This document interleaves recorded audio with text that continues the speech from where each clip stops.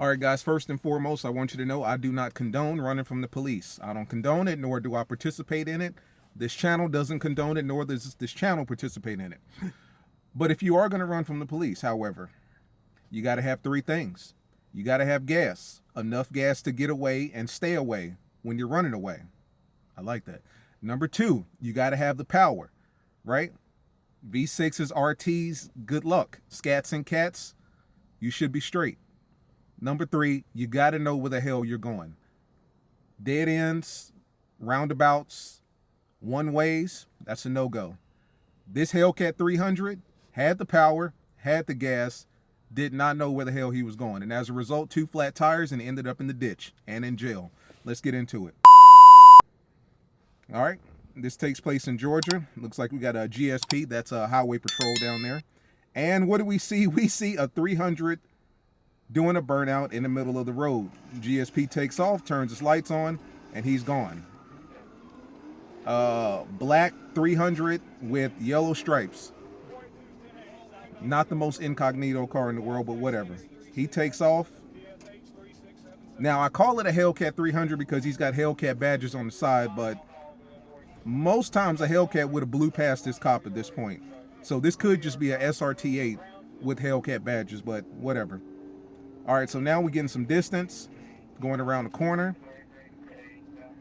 separating himself from the state trooper. 9 times out of 10, this trooper's driving a Charger with a 5.7. So we got a 5.7 versus either a 6.4 or 6.2. Yeah, I don't really think that this is a Hellcat because a Hellcat really would have taken off on this 5.7 at this point. So this must be a 6.4. SRT 8 300. Yeah, because this 5.7 keeps getting too close. You see what I'm saying? That cop's trying to do a pit maneuver. Pit is when they get behind you on that quarter panel, the rear quarter panel, hit you, spin you out. Works every single time. Every single time. He's going around these corners. So it looks like he may have the power, he may have the gas, but these one-ways are not good for these cars. These cars are built to go straight really fast, ergo the highway. So now he's getting a lot of distance between this cop. At this point, the cop can't even see him going around the corner. Yeah, like he's out of the view at this point. But then guess what? He has to stop and make a turn. These cars are not built for that. If you're going to run from them, get on the highway and just go. That's where these cars excel. You can get high speed, they can't catch us. These one-ways having to slow down, turning left and right, so no-go. Behind traffic, getting stuck, that cop is right on him the whole way. Literally on him the whole way. Let's fast forward a little bit here. I mean, you know what I'm saying? Like at some point, at one point, he almost stops because there's so much traffic. You're not getting away. You're driving a blacked out 300 with 2 dual yellow stripes going down the middle. Even if you did get away, they're going to be at your front door first thing in the morning. Takes off on him, getting some distance. And at this point, I'm looking at 3 GSP officers, 3 highway patrol. You're not going anywhere. They've got the whole damn department on you at this point. And you're still in the city. I saw that he passed over an overpass on the highway, but he's still in the city. He's not going anywhere. Getting a little bit of distance. This is where he made the mistake. Look at this. Traffic. He cuts through the parking lot. You can see he gets airborne off in the corner. The cop goes around the traffic.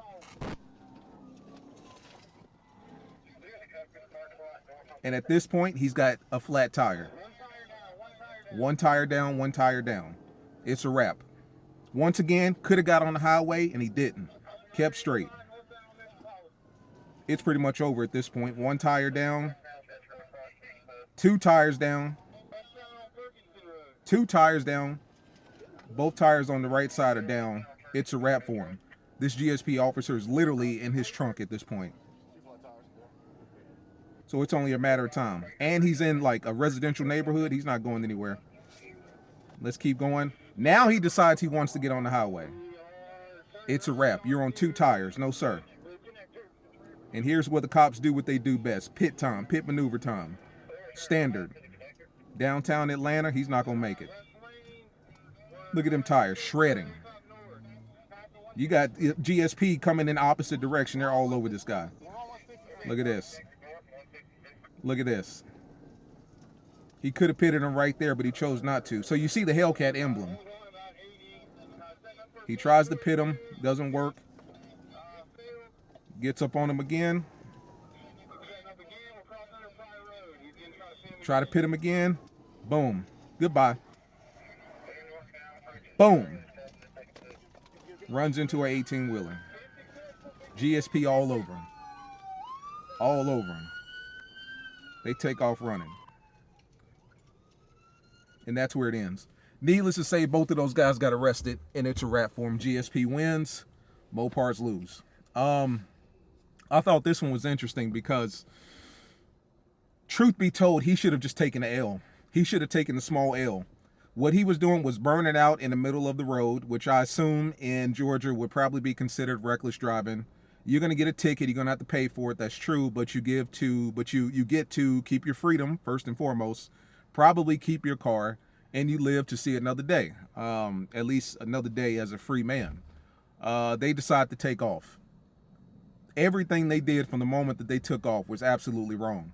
Me personally, if I got to go, I'm getting on the highway. This car is built, these cars are built for the highway. They're not built for the back roads, for the turning, for the stop and go. They're just not built. These cars have too much torque. You know, like I know, when you throw on brakes and you got to accelerate quickly, you're getting sideways in these cars because they got so much torque. So they're not built for the stop and go, for the quick turns, for all that. They're just not built for that. They're built for the highway. Every single time I've seen a Mopar get away from a highway patrol, a city cop, whatever the case may be, it was on the highway. Very rarely do we get away from cars in the city, one-ways, neighborhoods, stuff like that. Very rarely.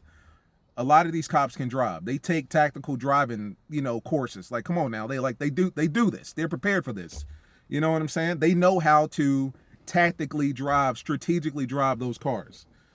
But at the end of the day, being a good driver only gets you but so far when you're going up against a car that's got more power than you, if that makes sense. I hope I said that correctly.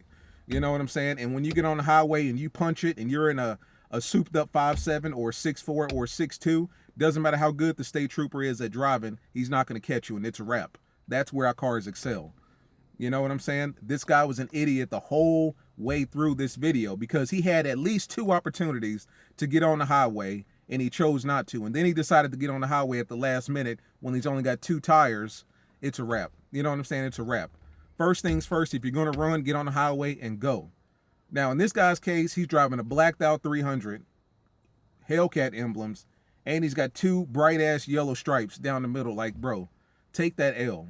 You know what I'm saying? You were doing a burnout in the middle of an intersection. I don't know what the laws are in Georgia. In Charlotte, you probably catch a reckless driving charge.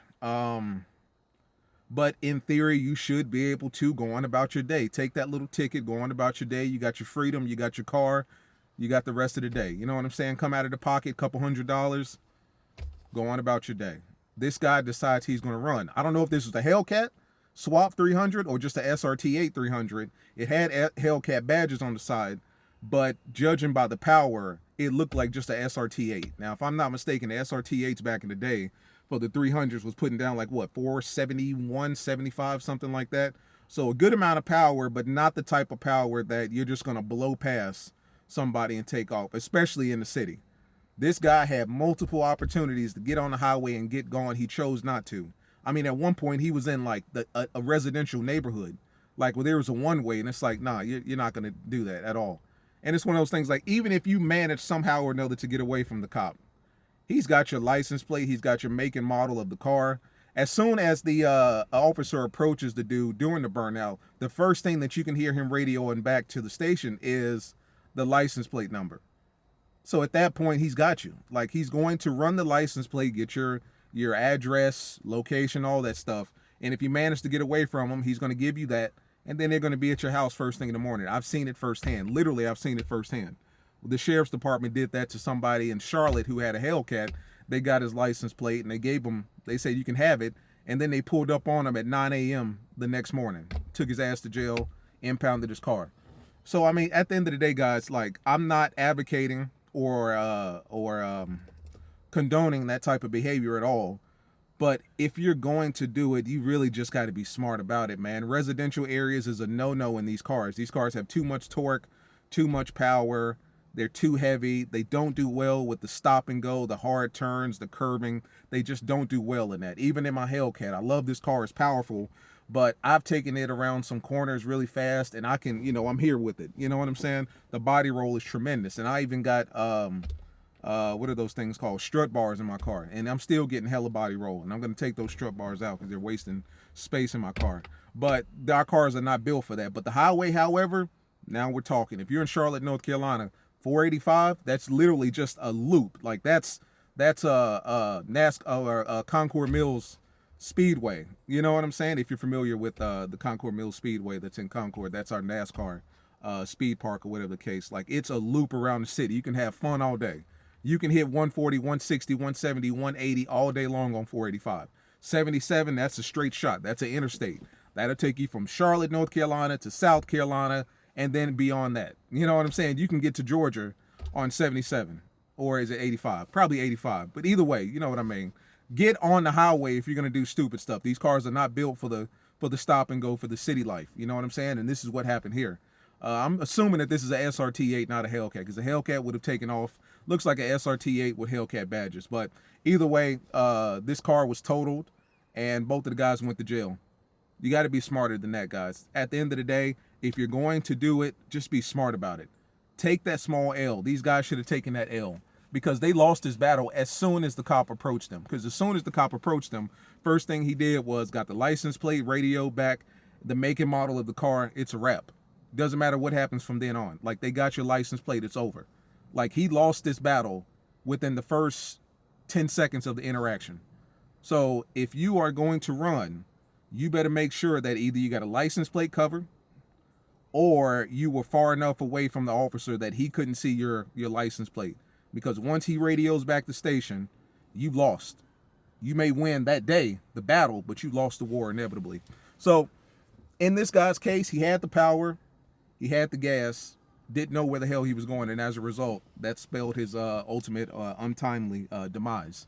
And his car's totaled, and he's in jail. So for you guys out there that's got it all, like I said, you got to have gas. You can't go anywhere in these cars without gas, first and foremost. If you're going to do some hot shit, you need to be at minimum half a tank, right? Half a tank minimum, preferably full tank to, 3/4 of a tank full. You got to have the power. I love my RT brothers and sisters out there, but if you're driving a stock 5.7, they're driving stock 5.7s as well. You're not really going anywhere from them. If you're souped up, that's a different story. But a stock 5.7, you might just want to take that L. And then third, of course, you got to know where the hell you're going. These cars are built for the highway, not for the city. All right? Don't be doing hot stuff on back roads and school zones and in church areas and stuff like that. Don't do that. That's stupid. Just take that L. Live to see another day. All right? It's been your boy Knockout 360. Oh, yeah, we're bringing the Police versus Mopar series back as well. See you guys in the next one. Peace.